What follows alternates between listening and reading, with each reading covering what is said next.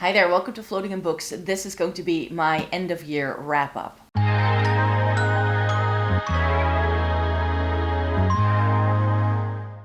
Welcome to everybody watching today. Thank you so very much for joining me. This video is going to go up on the day that I'm filming it, so if you were missing an upload this morning, just so you know, I was still trying my best to read as many books as I could before the end of the year. I was like, okay, I'm gonna film on the very last day of the year and do my end of year wrap up of all the books that I read. 2025 wasn't the best reading year for me, and there were several reasons for that. So I'll unpack that as we go along. And I did start a reading journal at the start of the year. I bought a bullet journal. I tried my hand at reading journaling in 2024. Had a great time doing it. I had ideas for how I wanted to do it, and I still had, I'm really proud of my little layout at the front. I'm really proud of this. I used bookmarks that I had gathered in 2024 to make this spread, which made me super happy. But I did have some pages in here with just personal things, like a calendar and things like that. And I just felt that because it had the personal stuff in, I wasn't inclined to update this the entire time. And another reason why you haven't seen this reading journal all that often here on the channel is because I had decided I was gonna do an update to this reading journal every single time I read 4 books.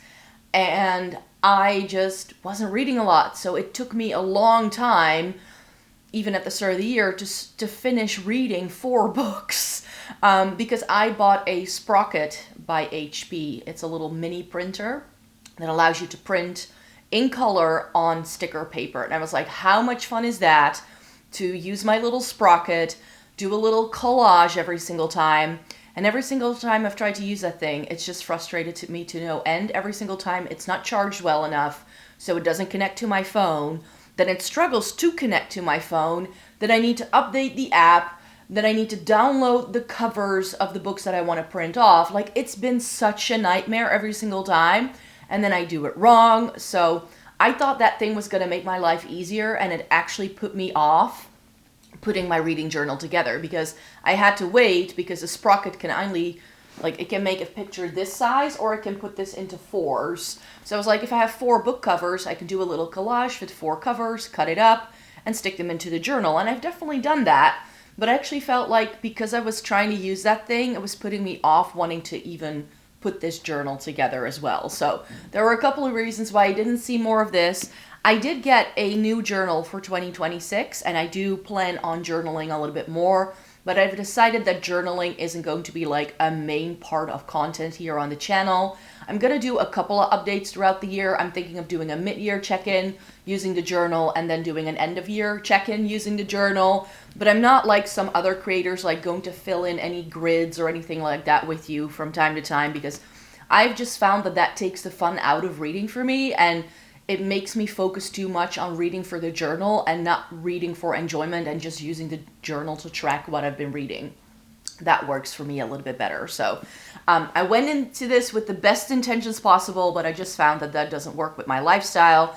And the reason why I didn't read as many books as I'd hoped, as I'd wanted to, is actually pretty plain and simple. I wasn't doing too well in the first part of the year, so I didn't have the energy to sit down and read. And only in the past 3 months have I really been able to sort of get onto the reading train again and read at the pace that I'm used to reading, and that I was doing previously. So in case you missed this entire spiel in my life, but it had a huge impact on so many areas, so I'm saying it here again. I was diagnosed with thoracic outlet syndrome last spring, and it's just taken a couple of months for the treatment to do its job and get me out of the funk I was in.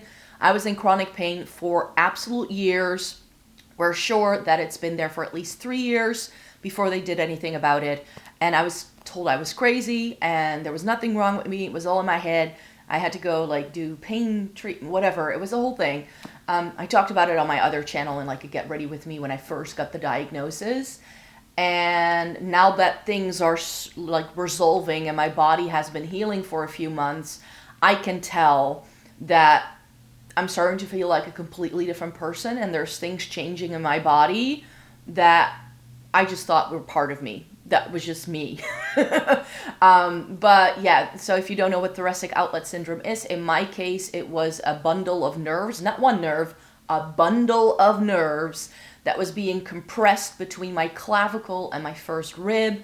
And if you know anything about your nervous system, if your nerves become irritated in one way or another, it usually is no fun. And that's if you only have one nerve that is being pinched, then some people can no longer walk anymore.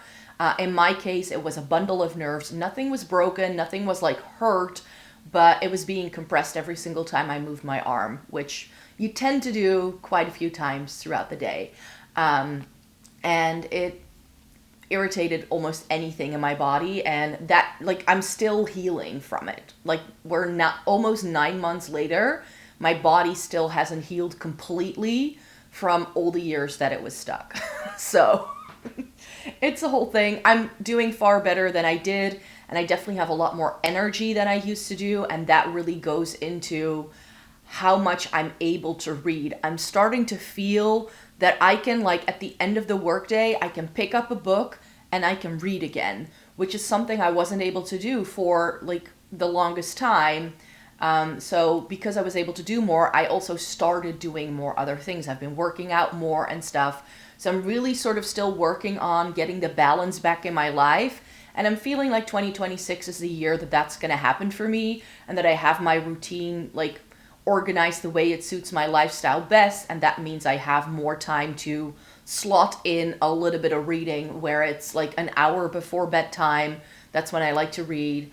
And that's one of the reasons actually why I didn't do so much reading at the start of the year, is because I discovered coloring, and I've been really enjoying that instead of reading. So one of the things that affected my reading most wasn't just my energy levels and being tired the entire time, but the nerves that were being compressed by my bones actually affected nerves that were going towards my eyes. So I was struggling a lot with double vision and like a hazy sort of, everything was moving the entire time, and trying to focus on the words on a page.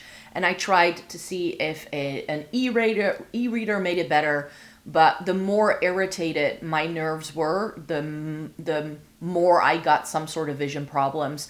Yes, I had my eyes checked. I have 50-50 vision still. I don't need it. I don't need glasses. But it was my nerves not being, like, it just didn't allow my eyes to focus. That's pretty much what was going on. And that's very slowly also been improving the past couple of months. I still feel if I get really tired, it starts to happen again. And then I feel like I can color, but then I can read, because everything just dances on the page. And that was the worst for like the first 6 months of the year. So I didn't read as many books for that reason, but I also read quite a few big books. I've read multiple, I think I've read 37 books this year. I always set my goal to 50, not because I'm trying to be in competition with myself, but I know I can read 20 to 25 books pretty easily without breaking a sweat. So since 2016, I always set my reading goal to 50, because my aim with the reading goal is to read more. That's the aim. And reading more for me is like almost doubling that amount. And in many years, I haven't even made it to this 50 book thing, because I do want to focus on reading what I enjoy. And I don't just want to read to hit the reading goal. Like, I know some people go like, oh, I've read like 150 books this year. And then you see what they've read, and it's all romance novels that were 250 to 300 pages. And I'm like, yeah, with those kind of books, well, I wouldn't be able to read that many books, because if they're all romance novels, I would not have a great time. I just know that. But yeah, if the books are so short and they're pretty simplistic plot lines, you can read more. That's what I'm trying to say. So it really depends greatly on what kind of books you're reading, how many books you can read in a given year. And I didn't read as many books, but I still did read over 12,000 pages, close to 13,000, which I think is a pretty good average. According to Goodreads, my average of all of the pages I've read this year is like 350. I did read a couple of shorter books as well, but the books I really, really sort of had a good time with were all 500, sometimes 800 plus pages. So I read quite a few bigger books. So that also slows me down and means I don't get through it as quickly. And I do have to say that some of those bigger books were good, but they were good in like the last 200 pages. So getting through the first 600 was a complete slog, and it really slowed down my reading pace because I just didn't. I find that this is really a thing with so many books that I'm currently like reading that I also see being popular online, is that the first half, 2/3 of the book are super slow. You really need to get through it. And then all the action happens in the last 150 to 200 pages. And everybody's like, oh, it's a plot twist. That's why it's good. I'm like, no, it's not good. So I'll tell you about that in a sec with a book that I did read. That's actually the last physical copy that I read this year.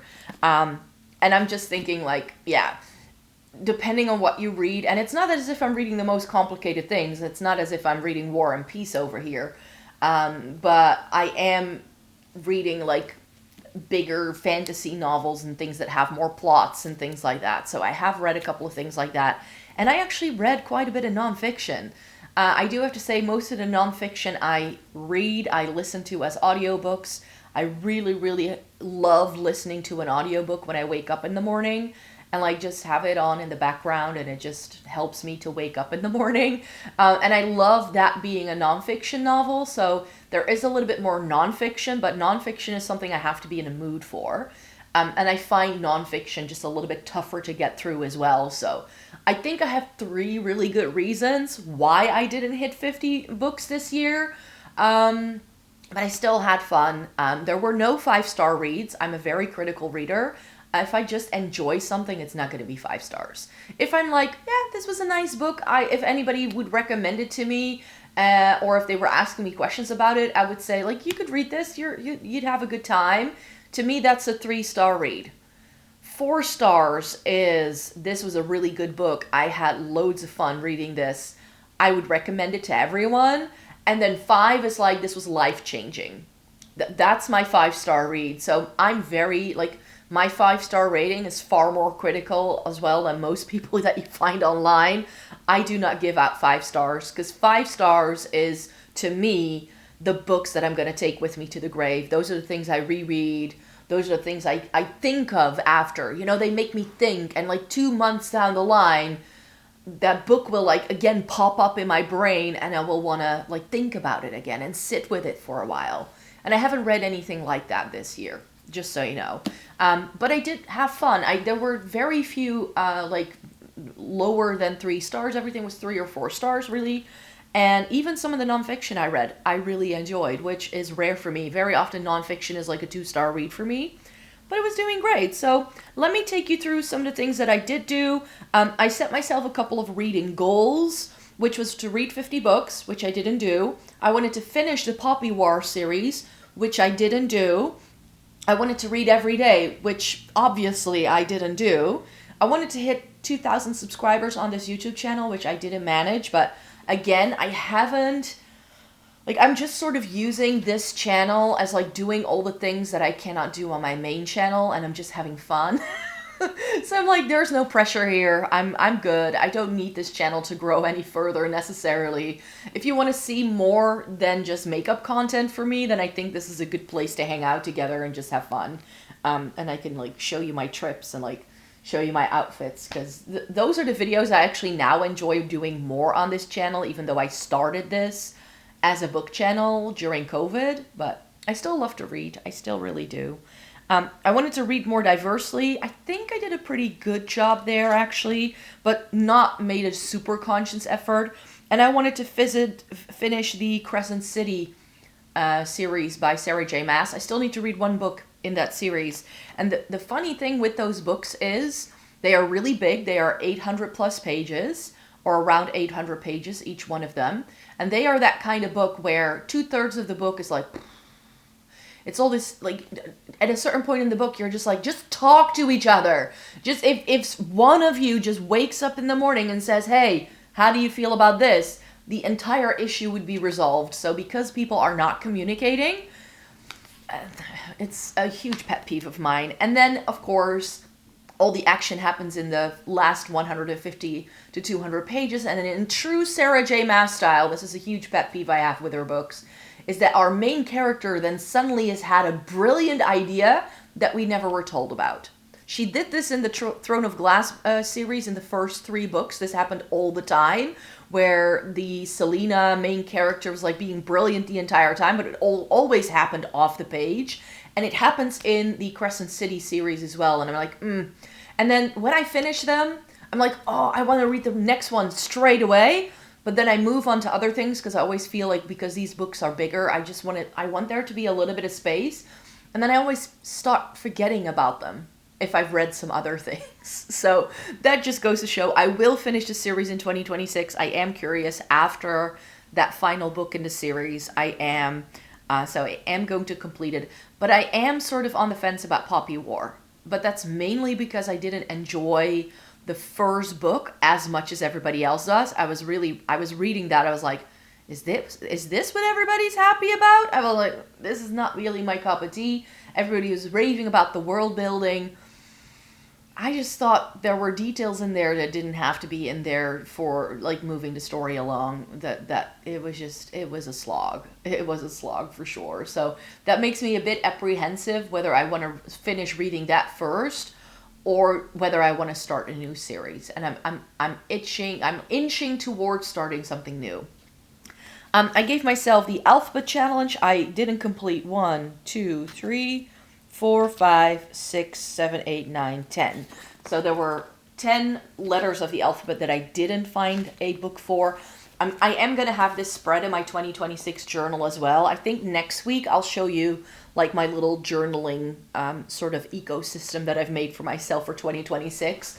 I've had 2 journals the entire time for like a couple of years now. I've had a like personal / reading journal for a while now. And I've had a content planner for keeping track of everything I do online that I always put in a notebook as well at the start of a new year.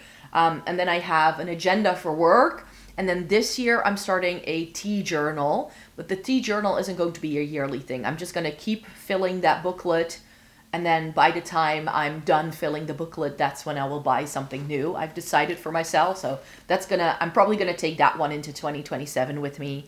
But yeah, I'm going to have just a reading journal for 2026, and then I have my agenda for work, and then I have my little tea journal and my content planner, and then I'm happy to go. I did a little Dutch door situation with a sort of TBR, 25 books to read in 2025. This is a book, like a page that I make to sort of have a look at if I don't know what to read. But very often, I'm very much a mood reader. So very often, once I finish a book, I very often have an idea what other book I would like to read next. And I do like to change it up. If I've just been stuck into something fantasy, I want to read a detective novel. If I've just read a detective novel, I want to read historical fiction or nonfiction or whatever it is that I want to do. So I really tend to go back and forth. And this is just a list of books that I'm hoping to get to and that I want to prioritize. I was able to tick 2 of them off. The One Dark Window, I read the entire duology this year, and I did read We Solve Murders by Richard Osman. So I did read those, so that's good, but I'm going to have to redo this for 2026. I haven't entirely decided yet what I'm going to do. I made myself a little bookshelf to be able to color things in. I very quickly updated that. And then this was my book bracket, so like finding the best book of the year. I'll tell you a little bit more what I read each month in the when we get to those stats. But in January, there was actually a nonfiction called The Five that was my favorite book of the month. And then in February, it was The Age of Magical Overthinking, which is another nonfiction book, which hardly ever happens for me. And then in March, I think I only read The House of Earth and Blood, so that's why that one was on the tier. And of those 3, I picked The Five. Then in April, A Bright Young Women came up on top. In May, it was another nonfiction called The Blackest Streets. And then in June, I read Demon Copperhead, which was a recommendation from a colleague. And Demon Copperhead actually won out of the second quarter of the year. Third quarter of the year, I selected Moon Over Soho as my favorite read for July, which is the Ben Aronovich novel, and it was a reread for me. Stone and Sky, which is the newest Ben Aronovich novel, and that I buy those when they come out, and then I read them in one sitting, and I'm always having a good time. But that was a 4-star. This one was fun, but yeah, I've been following that series ever since I started reading it more than 10 years ago, so I'm very up to date, but I've sort of forgotten what happened in the earlier books, so I've given myself like the task to reread them slowly. Then I read another colleague recommendation in September. This was House of the Spirits, which is Isabel Allende, and that's her favorite author, and she keeps raving about it. I was like, what's your favorite book? I want to read one of her books. And House of the Spirits actually came out on top, and as you will see in a sec, that was indeed my favorite book of the year. We Solve Murders I read in October. Two Twisted Crowns I read in November, which is the second book in the One Dark Window trilogy. And then another nonfiction for December, Word Slut by Amanda Montell. So the winners was We Solve Murder for Disc Water. So the 5 went up against House of the Spirits. House of the Spirits won. Demon Copperhead went up against We Solve Murders, and Demon Copperhead won. Demon Copperhead is a David Copperfield retelling, but then it's set in like sort of Kentucky, Appalachia, lower income, like poorer families in the States in like more modern times. And then Demon Copperhead went up against House of the Spirits, and so House of the Spirits won. That is one of those books that did kind of make me think, like it's the only book that I feel I read the entire year that had more substance to it and that had a bit of magical realism to it and that still had a historical element to it. It had political critique in it. There was a lot going on, but it was really well crafted and I really enjoyed that. Now, I had decided last year I was going to make a top 10. I don't feel like doing a top 10. I did not complete my bingo. I did complete one row of my bingo. But yeah, I'm going to have to make up a new bingo for next year because I do want to continue doing that. When it comes to genres, I actually, like I said, I read a lot more nonfiction. I read 1, 2, 3, 4, 5, 6, 7, 8, 9, 10, 11 nonfiction books out of 37. That's actually quite a bit.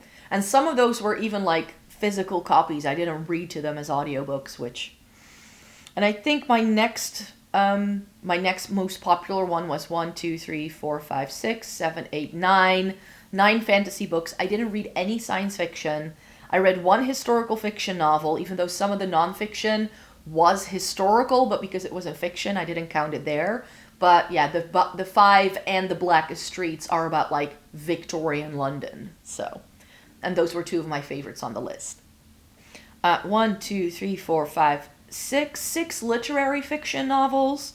I read 2 romance novels. Those I tend to listen to mostly. 3 detective novels, and 3 fell into other categories. I read some horror stories and stuff.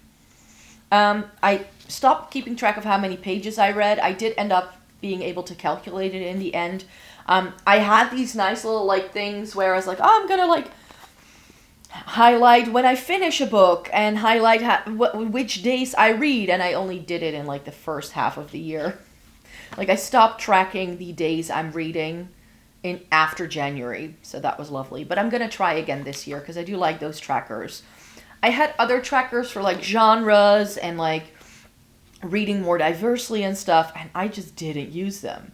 I wanted to keep track of how many new books I was reading as well, or how many new books I bought, but I traveled to London in May and I traveled to London in November, and those are actually the only times I've really bought books. I did buy Stone and Sky over the summertime because I wanted to read it straight away, and I think I read 2 or 3, or I bought 2 or 3 books when I was in Zwolle in September. But it's what I bought in London, and that's all the book shopping I've done in the entire year because I went to London instead. So there's that. So I didn't put that many, like I did buy like 15 books in each shopping session when I went to London, but I know some people will buy like a book whenever they need to read a new one. I do not. I like having a bit of a library and then being able to pick. Like I said, I'm very much a mood reader, so I like having different things on hand so I could just pick and choose from my shelves what I would like to read next. And I don't mind it if it takes me a couple of years to get to something. I'm happy doing that. I try to just go with the flow. But it would be much more dangerous for me if I like have to go into a bookstore every single time I were to like every single time I finish a book, need to go into the bookstore and buy a book. Like then I'm dependent on what's in stock. Then I see all the other new things that I would like to get. And then it's very difficult for me to just buy the one thing, because that's actually what happened as well. I bought 3 books. I was only going in to buy one because I wanted to buy the new Thursday Murder Club book, which again, I haven't read yet, but I did read the other 4. But I did read We Solve Murders, and that's what I mean by like changing it up. Like when I read We Solve Murders, and that was around the time that the Thursday Murder Club movie came out on Netflix. So naturally I wanted to read that next novel straight away, but I just don't find it as fun if I read too many things that are too similar back to back. I keep forgetting what they are about, so I like changing it up. That's really why.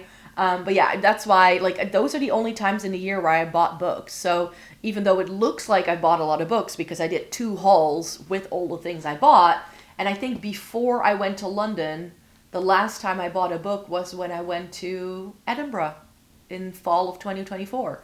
So I buy a lot of books in one go, and then I go to different bookstores and find different things that way. Rather than buying like a couple of books every month, or like getting a new book every month or something like that. So yeah, I think it looks like a lot, but I think I bought like 30, maybe 35 books in the past year. I mean, that's like 2 books a month on average, but I get them all in one go. So that's why it looks like a lot, but it actually isn't all that much. Like with how many books I've read, like I read 37, so that's at least 2 books a month on average that I'm reading anyways. So, and as long as I sort of, like, that's sort of my rule of thumb, because that's one thing I noticed when I really started to push towards reading 50 books a year, is that I continuously was looking to buy new books, because if I read 50 books, then that sits on the shelf, and then, you know, so there was this continuous cycle of having to bring in new books if I wanted to read that many things. So I did become a member of the library this year, but since I'm in a non-English language country and I want to read, like I mainly read English language books, it can be a bit challenging sometimes to find good things because they either don't have the newest things in the library I have found, or they're all checked out. So it's one of those things, because you're not in a country that is in that, like they have tons of Dutch books, but the English ones seem to be lagging behind a little bit in the library anyway. So that's why that's not very useful. So that's when I was like, oh, maybe if I get an e-reader, that might make it really helpful. But Kobo Plus doesn't have the books on it that I want to read. So I've canceled that subscription now, because I'm like, when I'm traveling, that's when I use my e-reader. I might as well just load 4 or 5 books on it and like take 1 or 2 physical copies with me if I go anywhere. And then I'm good to go, you know? So I don't know. It's one of those things where I'm like, it's just not really the things I want to read, the things that I get excited for, you know? So that's why, that's another thing I've just canceled, because that also saves me a bit of money. So yeah, like I said, 37 books in total. Like I said, close to 13,000 pages. It's 12,974. So close to 13,000 pages, which I think is pretty good. My best reading month in terms of pages was October, which is when I started to feel better for the first time. Like I was really like, okay, I want to read. And I read 2,300, so 2,305 pages in a single month. So that's pretty good, I guess. And then in January, actually, I read almost 1,500 pages. So that was my other really good reading month. But then February, that's when things really started to go downhill for me. I only read 259 pages in February. So that wasn't a lot. June was busy, 560. I was traveling over the summertime. I thought I was going to read a lot while I was traveling, because I did that last year. I read 5 books in 10 days. And some of them were pretty chunky as well. But when I was in Japan, I was just so much into admiring the landscape, and I think it has to do with the fact that my body is doing things again and I can like move more. Like a year prior, I had to sit down all the time just to be able to get through the day. And then when I was traveling, I was either sitting on a train or was sitting down in a cafe and I would read. But on the Japan trip, I was hiking.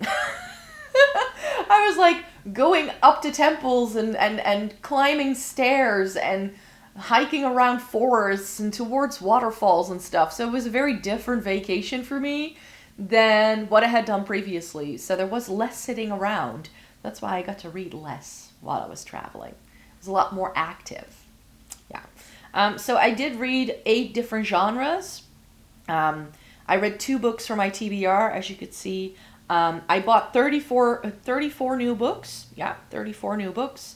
I did 12 audiobooks, 16 paper copies, and 9 ebooks over the year. And I read 11 books from a series. So then in like rapid fire order, I don't have star ratings for all of these. They are on my Goodreads, but the first half of the year I do have a star rating, you could say. So we have Ben Aronovich, The Masquerades of Spring. This was a novella that was 3 stars. I listened to an audiobook called Het hele dorp wist het, which was 4 stars for me. The 5 was 5 stars, so I did have 1 5-star book, sorry. Cinnamon Bun Bookstore was a 2-star read for me. That's a romance. They never get really high ratings for me. Then The House That Horror Built was a 3-star read for me. The Age of Magical Overthinking. This is the only book I completed in February. That's why it was on the book tier of like what is the best book of the year, but I only gave that 2 stars. But it's the only thing I read in February, really. Then I read House of Earth and Blood, so that was a 4-star read. And I read Blood Sugar, which was 3 stars. That was okay. It was a historical fiction novel, but it was about like anti-slavery, and it was trying to put a very interesting spin on it, but it actually left a bit of a weird taste in my mouth. I don't know. It was a pretty well done book until I got to the ending. That was an audiobook, actually. Bright Young Women, I finished in April. That was 3 stars. Affinity Bridge, which was like this steampunky sort of magical thing. That was okay. It was 3 stars.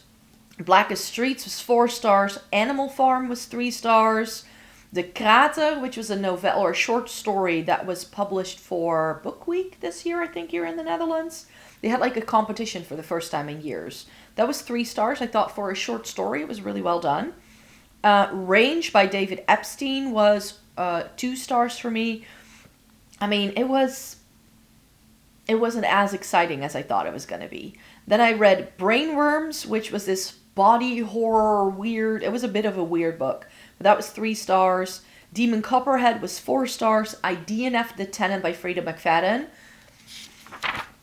I just couldn't. I couldn't finish that. Then Emily Wilde's Encyclopedia of Fairies. This is where I stopped tracking like ratings and pages, whatever. I just wrote them down, so I have a list of everything I read. But this was okay. I enjoyed it quite a bit. I do have the second book in a series, but it's very much cozy fantasy, and I like a bit of cozy fantasy from time to time, but not all the time, I have to say. Then I also did the Library of Crooked Lane. This was okay. This is another sort of like steampunky kind of thing, but I've read some steampunk-esque novels over the years, and so many of them are just not very well done, and this was one of them. I think this was 3 stars for me. Moon Over Soho, I already mentioned. That was a reread for me. I love that Ben Aronovich series, so that's something I enjoy. House of Sky and Breath, I did enjoy, but it took me most of August to read that, actually, because it was so thick and heavy. And like I said, very slow for the first 500 pages, and then the last 200 to 300 were fine. Stone and Sky by Ben Aronovich was very enjoyable. Then I did a non-fiction, Help, ik heb een puber, by Kluun. This is a non-fiction in Dutch about people going through puberty and how you deal with them as an adult. And I do teach students who are a little bit older into that, but some of them are like in the later stages of puberty. So for me, it was still sort of like a like a professional interest, you could say. One Dark Window by Rachel Gillick. That was that duology I talked about. Isabel Allende, House of the Spirits, which was also 500 plus pages. We Solved Murders, which was just a fun romp. It has so many cheek and tongue like references, and that's what I enjoy about them. They're just, again, sort of like cozy mystery books. I also listened to The Christmas Tree Farm by Laurie Gilmore. That's the second romance book of the year. I've decided I'm gonna stop listening to that series because it's the same plot every single time, but with different characters in a slightly different location. Yeah, it's sort of like same story, different font. You know what I mean? So it's very lazy storytelling, I have to say. Then the worst book I read the entire year was Dead Inside by Chandler Morrison. I picked this out on my e-reader because it had a good, like a pretty cover. But I didn't really know what it was about. And I struggle on my Kobo, especially once they're loaded onto it, to read the blurb of that story. Because then I sometimes, like, my fingers are too thick, and then rather than going into the information section, it just opens the book. And I'm like, I didn't want to do that. And then it, like, tells you that you're reading that book. I didn't want to do that. So I just decided to open it. It was a short read, so I was like, oh, I might as well get through it. It was sort of, it looked like it was going to be some sort of horror story, so I was prepared for that. But this was the goriest thing ever. It was about necromancy and cannibalism, and it happened at the same time. That's all you need to know. I'm not easily grossed out by books, but this, I was like, why was this written? I really didn't get it. So that was the most terrible read of the year. Hallmark Man by Robert Galbraith. I know if you don't enjoy J.K. Rowling for very obvious reasons, then that is, I know, but I've been reading this series again since it came out, and I want to know whether Robin and Cormoran get together at some point. I just want to know. And that was 900 pages. That was a big book. But I did read it in 3 days. Asociale Media by Thijs Launsbach. It's a little bit older. It's a couple of years old, but he's a Dutch psychologist, and he wrote a book about why social media is like the downsides to social media, you could say. So read that, again, more for like professional reasons, because I do teach at a communications degree. And then I read the other Rachel Gillick book in the duology, the second one. Then I read a book that I was very disappointed in. I really thought it was going to be something different when I picked it up. I have some questions for you by Rebecca Mackay. I picked this up from Foyles in the springtime, and I just thought it was going to be like a fun, like true crime sort of esque thing on a college campus. But this book was trying to do everything. It was trying to critique like the role of working women, and it was trying to critique professor-student relationships, and it was trying to do all that while also trying to solve a murder mystery, a cold case. And so much of the book was just like, again, if you just talk to people, your struggles would be a lot less. So that's why I was like, Then I read Word Slut. We're getting to the end of the year here by Amanda Montell. That was good. The other one, The Age of Overthinking, I didn't like as much, but this one was fun.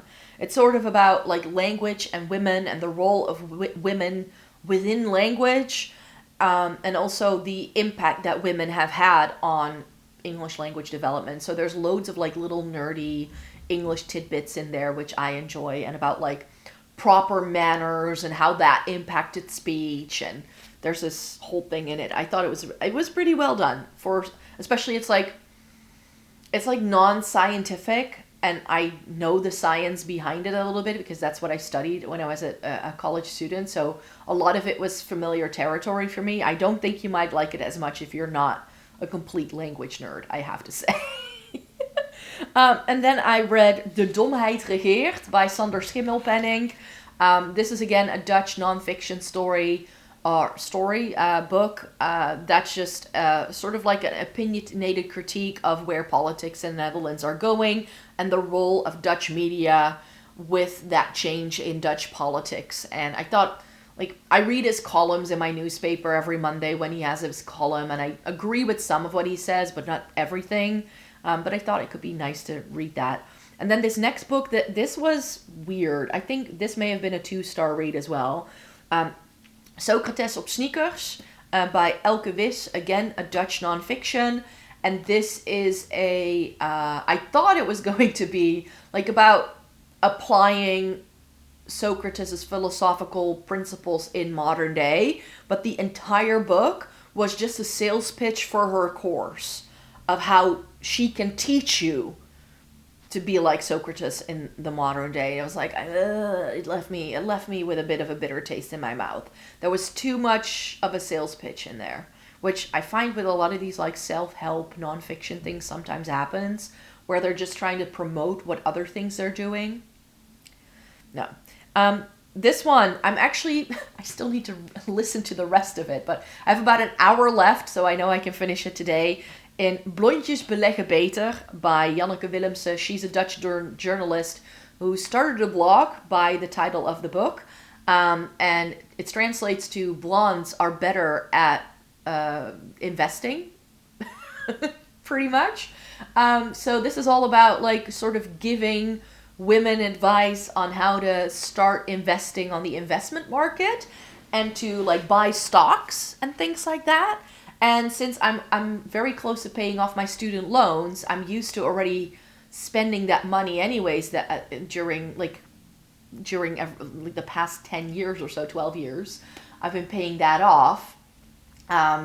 So I thought, what to do with that money? Like I can keep it for myself, or maybe I can try to see if I can make it work for me. But I know nothing about stocks. So I was like, this is a nice sort of easy first step into figuring out what I might want to do. I still need to figure loads of things out. And when I pay off my student loans, that's the first thing I'm going to do. I'm going to put some money into stocks. So that was a book that had been on the like Storytel to listen to wish list for a while.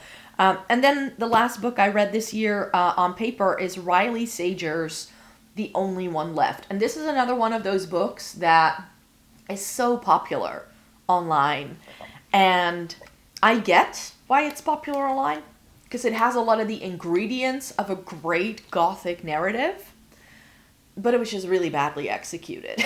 So I thought I was gonna go into it, and when I started reading it, I really got the same sense that I got when I was reading Sylvia Garcia Moreno's A Mexican Gothic. That is a really nice like gothic-y, strange family. Nobody knows what's going on with them. And I think it's the main character's cousin or niece who marries into this weird family and then lives in their house. And then she seems to be going crazy. It's becoming more and more difficult to get in touch with her. So our main character then moves in with her a little bit to see how she's doing, to see how that all works. And there's this whole story behind it, so I'm not going to get into it. That I thought was really well done. So when I started reading this, and we also get a bit of a weird family. There's been a murder in this really big family mansion in 1929, and the story is set in the 80s. I think like late 80s or something like that. And we have a caregiver who's been accused of murder herself, who then needs a new job, so she just takes whatever she can get.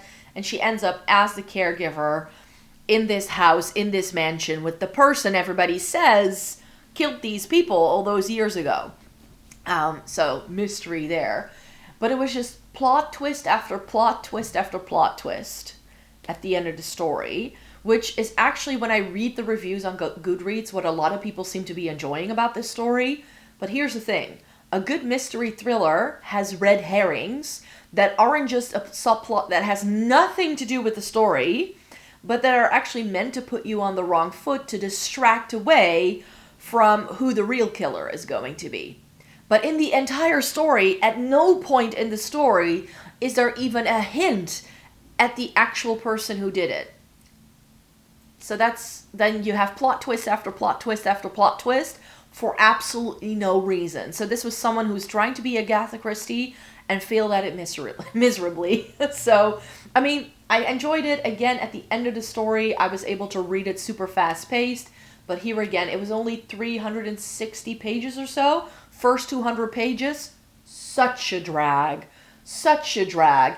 it's starting off as this like gothic-y horror mansion sort of type of story, and then it just turns into a murder mystery. I'm like, decide what book we want to be.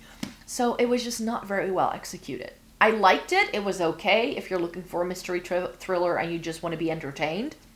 I think you might like it, but for me, I want it more because I know authors can do better, because I've read books like this. It's sort of giving Fall of the House of Usher meets Sylvia Moreno Garcia Mexican Gothic meets murder mystery meets Agatha Christie. That's what it is. But then none of all of those stories are better executed than this one. So it was just trying to do too much. That's what I often find with books nowadays, is that they're just trying to tick tropes off the list rather than crafting a good story, I find. So I hope that some of the books I bought this year are a little bit more successful. My next read is already lying next to me, and I'm going to be reading a book that I picked up for £3 from the works, which again, I've seen very mixed reviews on Goodreads about this. People who love it really enjoy this author already. I've never read anything by them. It's called The Murder at Holly House. And apparently a lot of people who don't like it are the people who think it was just a murder, like a closed door mystery of like in a mansion. But apparently the murder does happen, but then very quickly it becomes this broader network of things. So I think I might actually like that. I think that the people who are looking for the tropes, and if they don't like it, is actually going to be a reason for me to start looking into those books, because those may actually be the things that I enjoy. And if this is a good book and it was only £3 at the works, I'm a very happy camper. So yeah, that's going to be my next read. It's supposedly more of like it was in the festive section in the works. So if I want to read it, I need to read it like right now when it's still sort of the festive season. It's actually it's really strange. I know I'm very rambly today, but very often by the time we hit New Year's, I'm so done with my Christmas tree and I just want to get it out of the house. And now I'm looking at it and I'm like, but I still like having you in my home. I think I'm going to have it up for like another week or two in the new year, just because I'm enjoying it so much this year, which is strange because normally I don't feel that way. So yeah, there's that. That's my end of year wrap up. I hope this video wasn't too rambly for you. But yeah, I will be back in the new year with a video a week over on this channel. If you do want to enjoy makeup related content as well, then you can follow me on my main channel, which is Floating in Dreams. And most of the coloring is happening over on TikTok. So if you want to see my coloring journey, you can follow me there. But yeah, I really know that 2026 is all about finding balance again in my life, and very much looking forward to that. So I've got some exciting plans. Hopefully I can do some vlogging again.